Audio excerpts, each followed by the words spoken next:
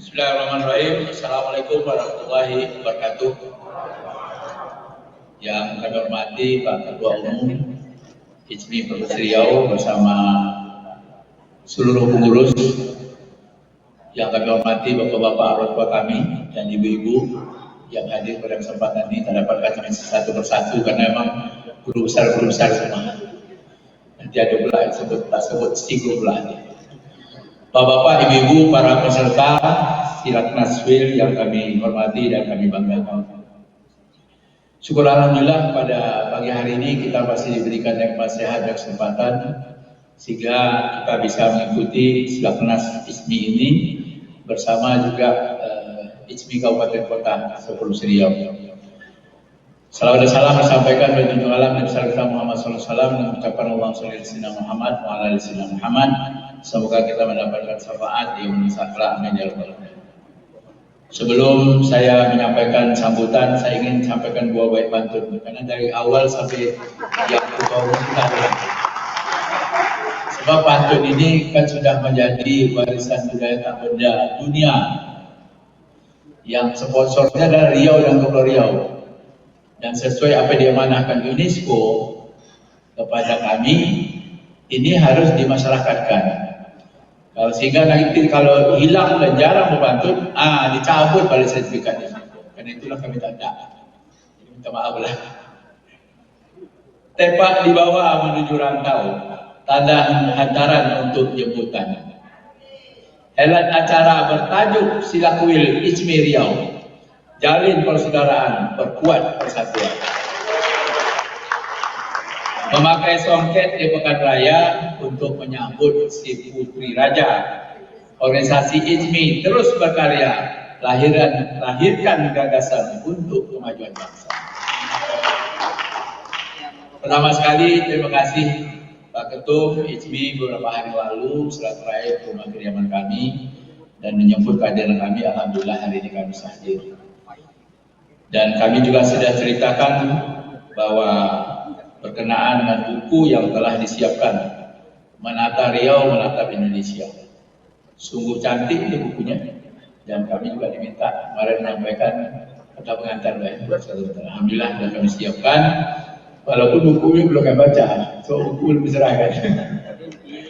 Rupanya memang buku hari ini juga sekaligus mensosialisasikan buku lah. Dan tadi saya sudah sampaikan, tanyakan pada Pak Profesor Aladin bahwa apa isi buku ini ya. Jadi bagus sekali ini sebenarnya isi buku ini. Karena itulah mudah-mudahan dengan isi buku ini tidak hanya sampai di sini, tapi sampai Jakarta. Coba menentukan Jakarta, ya kan? Bangsa, kemana bangsa? Saya sudah 4 tahun ini memang sudah banyak lah, sampai Kalimantan, sampai Sulawesi, sampai ke daerah-daerah di tempat lain itu. Memang kadang-kadang tak sepadan antara kontribusi kita dengan apa yang didukung oleh negara pada Riau. Suasana ini sangat terasa sekali. Kemarin juga saya dapat berita nih dari kawan dari Jakarta. IKN ini sebetulnya Kalimantan Tengah, pindah Kalimantan Timur dengan cara mereka. Jadi artinya ini memang perlu semangat nih. Semangat dulu Patah Berani ini bisa muncul kembali. Bagaimanapun setidak-tidaknya suasana seperti ini memang sangat diperlukan sekarang. Saya sudah merasakan betul nih. Kalau kita tengok di kementerian itu berapa orang kita yang isolasi. Ini 1 orang tahu saya, Erwin Dimas, Bapenas. Tak ada. Di kementerian lain itu tak ada. Eselon 1 tak ada. Kalau eselon 3 ada. Eselon 2 mungkin ada, 1-2 orang. Tapi kalau 1 hanya tahu saya Erwin Dimas ini. Jadi karena itulah memang semangat ini anak-anak Melayu ini, anak Riau ini kurang sedikit. Apakah anak Melayu kita siap? Siap sebenarnya, banyak pandai. Banyak yang pandai-pandai itu banyak itu. Ini kemarin Piala Dunia menghebohkan nih. Itu anak Melayu yang ngatur jaringan 5G yang komersil pertama di dunia. Itu anak Melayu, Madener Rokan namanya, anak dari Bagas Gapi. 12 tahun dia kerja di Telkom. Qatar, dan dia wakil manajer Telkom Qatar. Wakil manajer negara Qatar, so bayangkan, anak dia. Kalau tahu pandai tak mungkin dia dipakai. Tapi semangat untuk di lintas kementerian ini yang masih boleh dikatakan langka. Karena bagaimanapun berjuang ini memang penuh. Banyak yang usul sedikit, sekalian yang mendorong supaya dapat banyak sekali. Kami sudah merasakan betul nih, bagaimana 4 tahun menjadi Gubernur Riau ini, melihat kawan-kawan yang memang bagi mereka tuh banyak pejabat-pejabat di daerahnya. Ini tadi apa namanya? Pembawa acara lupa deh. Belum pejabat lagi dah cuy pejabat. Dan ini sekarang dah jadi deputi pejabat nih. Kemarin dah ada nih. Ya, TNI yang masuk sini. Mau ingin namanya juga masuk situ. Coba ya kan. Saya tanya, maaf nih, kalau kita. Tapi begitulah hebatnya orang. Nah, semangat inilah mau kita bangkitkan balik melalui Hizmi ini. Supaya mau masuk ke dalam situ. Kan tak masuk situ pasti kita, ya kata orang, bersobah Riau ini potensi besar untuk membesarkan Indonesia, tapi sampai situlah. Dan ini tentunya jadi kawan lah diharapkan yang bisa berbicara, ngomong lantang sampai ke Jakarta itu, sehingga mereka bisa merubah. Bagaimana negara-negara daerah-daerah seperti ini juga harus jadi perhatian. Nah, ini barangkali sebagai awal kami menyampaikan sambutan lah. Mudah-mudahan karena ini akhir tahun, ini juga tahun 2003. Katanya banyak tantangan, banyak macam-macam, dan ini juga harus kita siap jadi menghadapi ini. Tapi kalau insya Allah, kalau kita bersatu, kalau kita kompak, kalau kita bisa memberikan terbaik, dan itu bisa diterima, apa yang diberikan itu, insya Allah tentunya negeri kita ini bisa maju di masa depan. Ini insya Allah lah, mudah-mudahan tidak ada berubah. Saya sudah beritahukan protokol. Menteri Luar Negeri Malaysia mau ke Riau. Kalau Menteri ke dalam negeri kemarin jelas orang Riau, dia ingin balik ke kampung. Tapi Menteri Luar Negeri, insya Allah tanggal 30 saya sudah beritahu nih, beliau nanti akan silaturahmi dengan Presiden Jakarta, habis itu ke Riau akan punya hajat dengan saya. Berarti kan ada sesuatu yang besar di Riau. Dan Perdana Menteri Anwar Ibrahim ini sebelum beliau jadi Perdana Menteri memang sudah dirancang waktu itu mau ke Riau. Saya sudah diberitahu oleh kawan-kawan di Jakarta, Perdana Menteri ini mau ke, waktu itu belum Perdana Menteri, kan istrinya Perdana Menteri. Sudah diberitahu pada saya, nanti setelah ke Padang beliau akan ke Riau. Apakah melanjutkan hubungan yang belum sampaian setelah berubahnya struktur Perdana Menteri di Malaysia waktu itu? Mudah-mudahan iya. Nah, karena itulah saya menunggu kehadiran ini, mohon doa, mohon support. Karena bagaimanapun nampaknya Malaysia juga berkepentingan dengan Riau. Dan Datuk Anwar Ibrahim ini sangat punya perhatian, satu untuk Riau dan satu lagi untuk Sumatera Barat. Jadi karena itulah ini mohon doa restu nih, agar nanti ini menjadi harapan, karena banyak harapan kita kalau kerjasama dengan Malaysia ini, dengan semangat kemelayuan kita ini, mudah-mudahan negeri ini bisa maju ke masa yang datang. Karena itu ini harapan kami menjadi pendorong dan penopang agar niat yang baik kita ini mudah-mudahan diridhoi Allah Subhanahu wa taala. Amin. Bapak-bapak, ibu-ibu yang kami hormati, kami sedikit mengabarkan ini perkembangan. Ya, ini hasil BPS sudah mendekati akhir tahun ini. Makroekonomi Riau. Saya buka.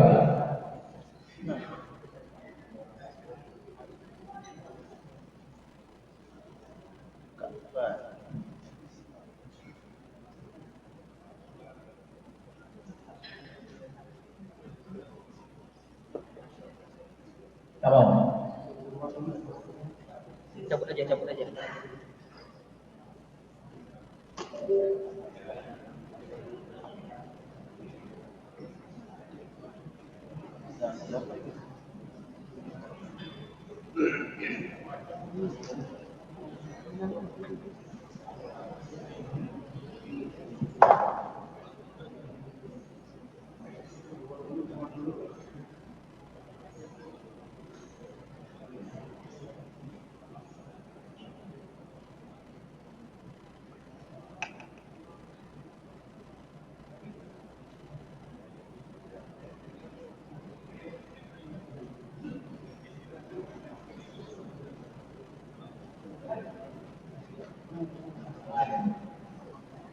Ini pertumbuhan ekonomi nasional, kita bisa melihat di data BPS 5,72, pertumbuhan Riau 4,63.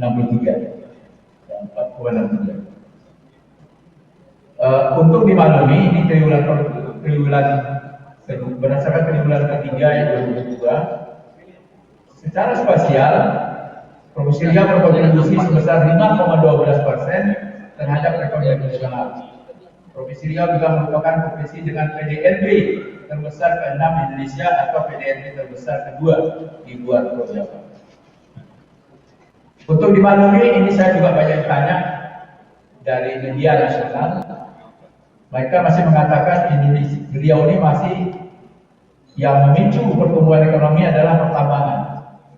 Sebenarnya kalau menurut data ini tidak pertambangan lagi yang menopang pertumbuhan ekonomi Riau ini. Walaupun memang masih ada, tapi bukan itu yang menjadi prioritas saat ini. Yang mensupport pertumbuhan ekonomi kita dan PDRB ini. Apa yang kita lihat yang besar di sini kontribusinya adalah industri pengolahan, kemudian juga pertanian, kehutanan dan perikanan. Kalau industri pengolahan 27,91%, pertanian dan kehutanan perikanan 24,91%, pertambangan dan penggalian hanya 23,5%. Jadi tidak lagi yang Riau ini yang katanya dulu migas, ini besar, ini sudah tidak itu lagi menjadi andalan Riau sebenarnya untuk mensupport pertumbuhan ekonomi Riau.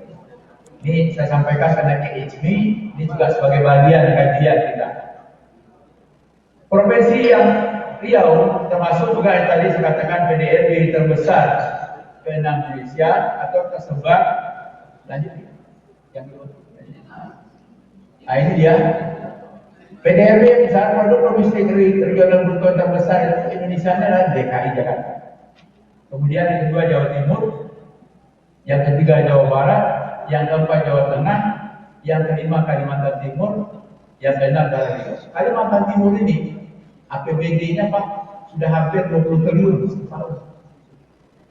Jadi dia memang migas dan batu bara yang paling besar. Nah, itu barangkali yang kenapa PDRB-nya tinggi, karena memang mereka masih banyak yang disupport oleh tambang migas dan termasuk juga batu bara.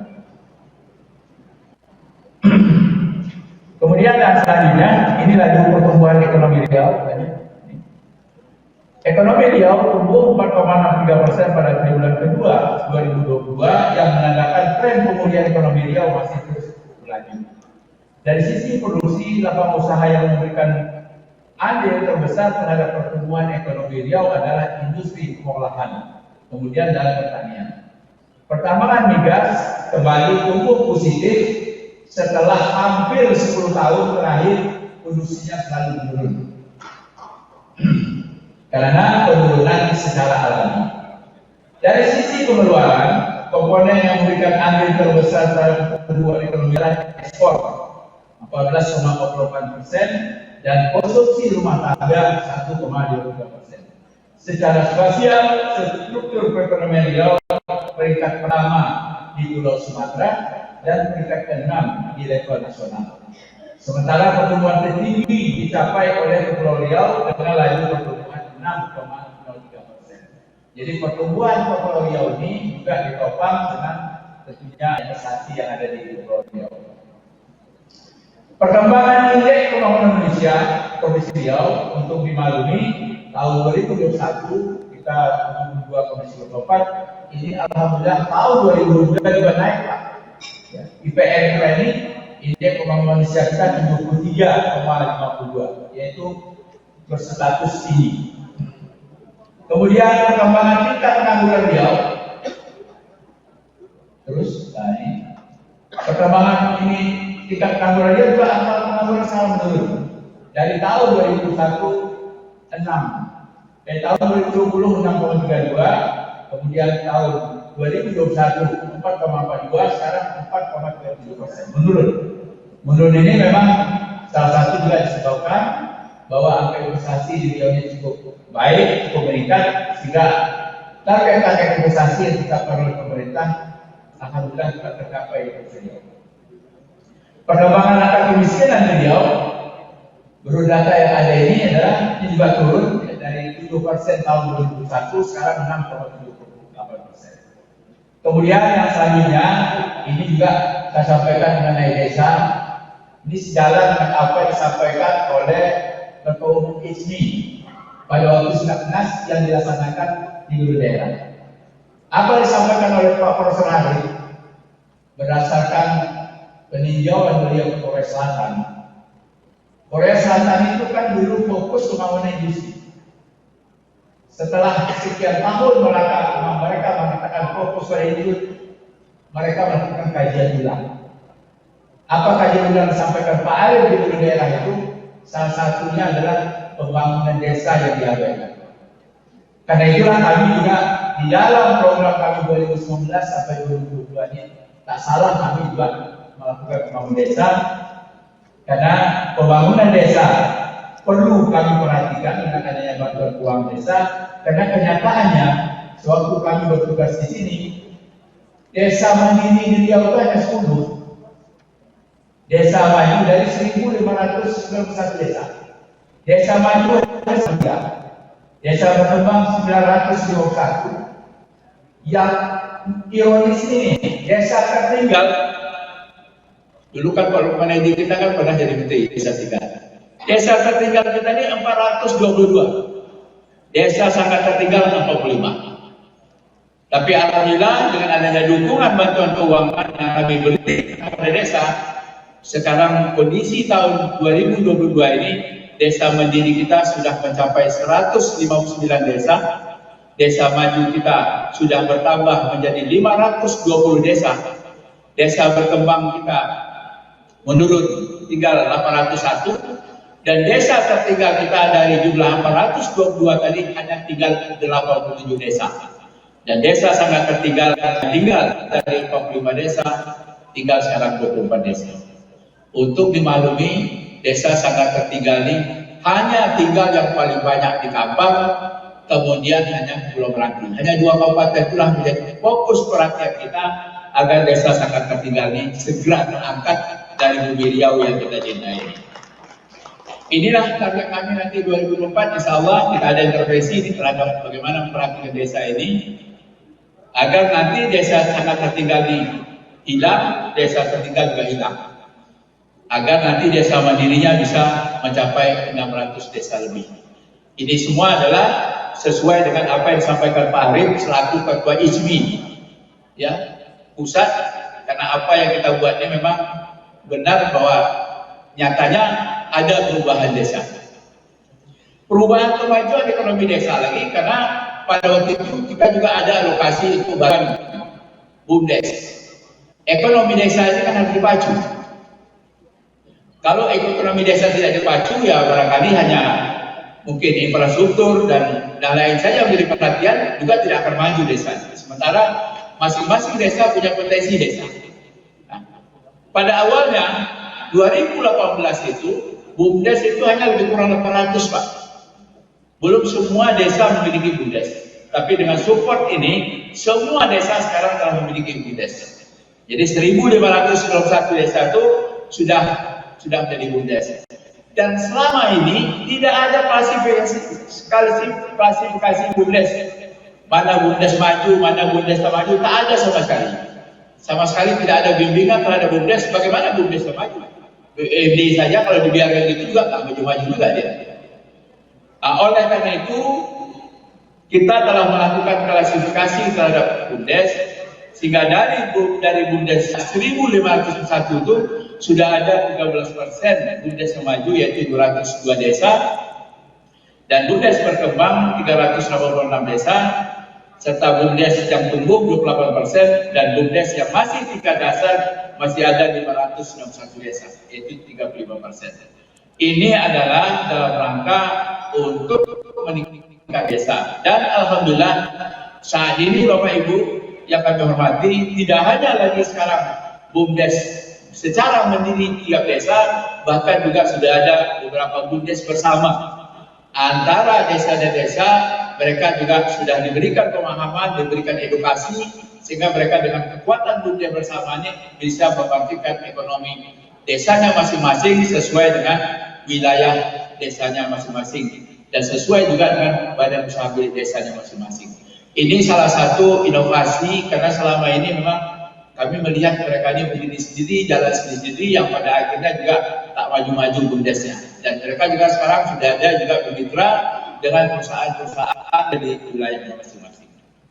Nah, oleh karena itu tentunya kami juga berharap, ya, terutama desa-desa tertinggal, desa sangat tertinggal ini memang juga memerlukan perhatian kita semua.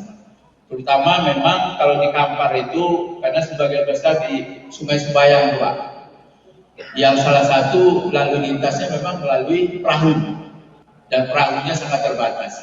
Tapi kami sudah tahu juga, sudah kami monitor apa yang menjadi persoalan di situ.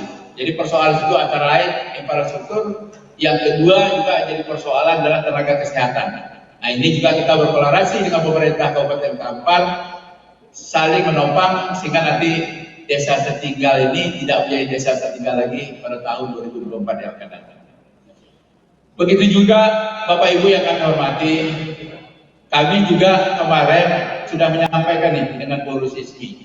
Ini persoalan yang ada di Riau, terutama penyakit masyarakat.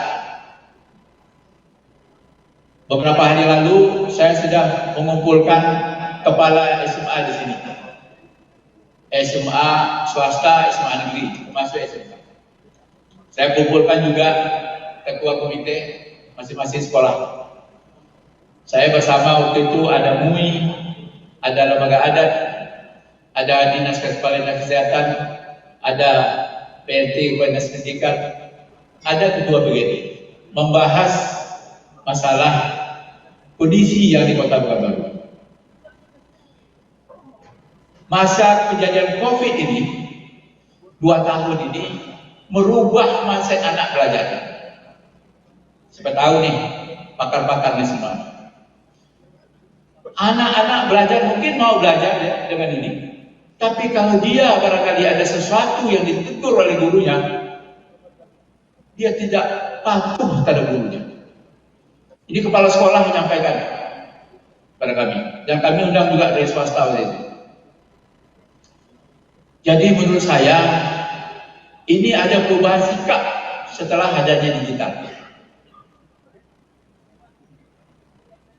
Yang miris kita lagi, ada juga perbuatan-perbuatan yang tak sesuai dengan kaidah agama, yang tidak sesuai juga yang aturan sekolah. Tapi anak melawan.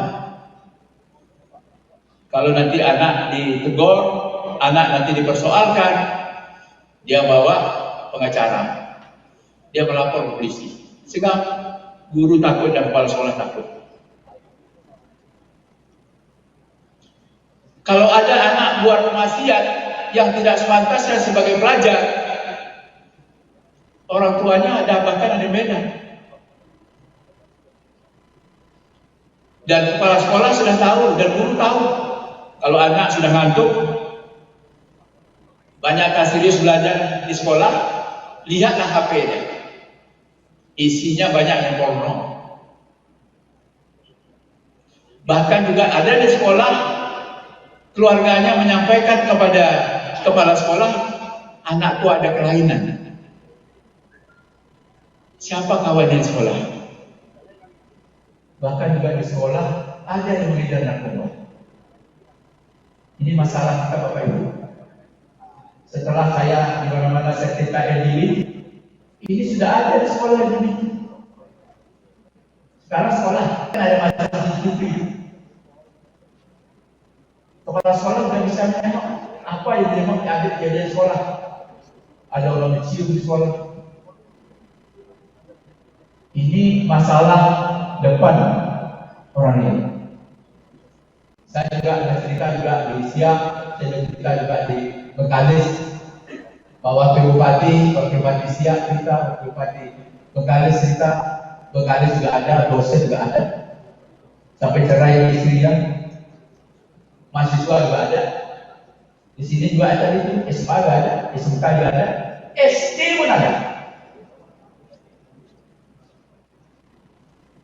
Miris Bapak Ibu. Budaya Melayu identik ke Islam ini yang berkembang. Saya sampaikan hadap ini, nanti saya sampaikan ke dosa menjadi PR kita bersama. Sebab terjadi musibah di sini, inilah itu kenapa. Tak boleh dibiarkan. Mari kita menjadi semangat kita bersama nih, bagaimana mengatasi masalah ini. Sekarang naik tuh. Salah satu juga disebabkan oleh LGBT. RT sebelah rumah saya ada kerja di mall baru. Dia sudah tahu tuh. Di mall itu ada pertemuan khusus yang lesbian, yang homosek. Dia tahu itu orang. Artinya ini ada kena mata kita. Mari kita buka mata kita dan telinga kita. Mari kita berbuat nih untuk bagaimana ini memperbaiki negeri. Saya sudah sampaikan kemarin, saya juga jumpa dengan ketua MUI, Pak Profesor Lucy, saya sampaikan. Saya sudah sampaikan juga dengan Pak Kapolda, tolong Pak Kapolda bagaimana kita mengatasi masalah ini. Sebab ini tak bisa dibiarkan Bapak Ibu, muka Allah yang tertakut. Saya di Jakarta kemarin kejadian Tenayan itu, rumahnya aku, udah situnya pikir saya.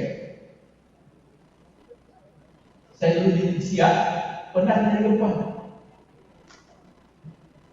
Waktu itu ada teman saya, wakil bupati, yang bersama nelpon saya. Bang, itu di Siak ada gempa. Mana ada gempa sedang? Saya di Siak di kantor bupati. Tak ada gempa.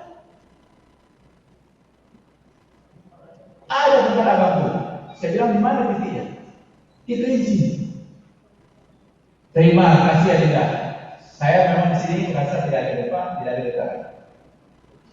Tapi setelah saya telepon bersama Kerinci kanan, di Siak itu Kerinci kanan, saya telepon, Pak Camat, ada nggak terasa gempa dari sana? Ada Pak. Itu dari Sumbar Pak. Bilangnya dari Sumbar. Dari kampung Ringkau itu pusatnya. Saya diberitahukan kawan saya wakil bupati dari sana. Artinya dia udah benar gempa. Jadi bukan hal mustahil, dia juga tak bisa kena. Ini barangkali menjadi tugas dan PR kita yang perlu dalam waktu singkat apa jalan mengatasinya. Saya kemarin bicara sama komite, tolong nih amanah yang dari komite kepada ini, kalau memang benar harus dukung kebijakan kepala sekolah. Nggak bisa si kepala sekolah marah, guru marah, nanti dibiarkan anak apa jadi anak.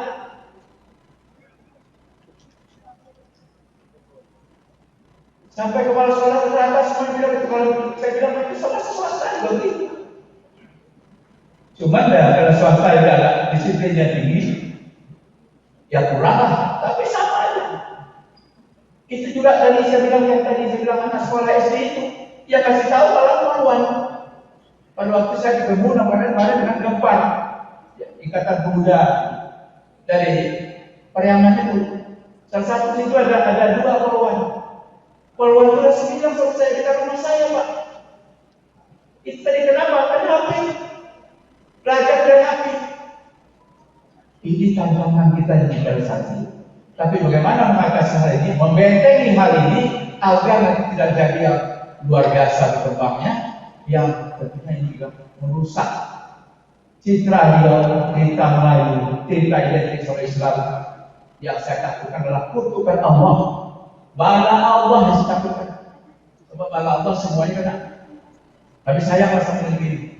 Kalau kita sayang begini, mari kita berbuat sesuai apa yang bisa kita buat. Agar nanti kembali kepada jalan benar, kembali kepada keimanan takwa kepada Allah, kembali kepada Al-Quran. Tidak ada lain memang Al-Quran yang kunci.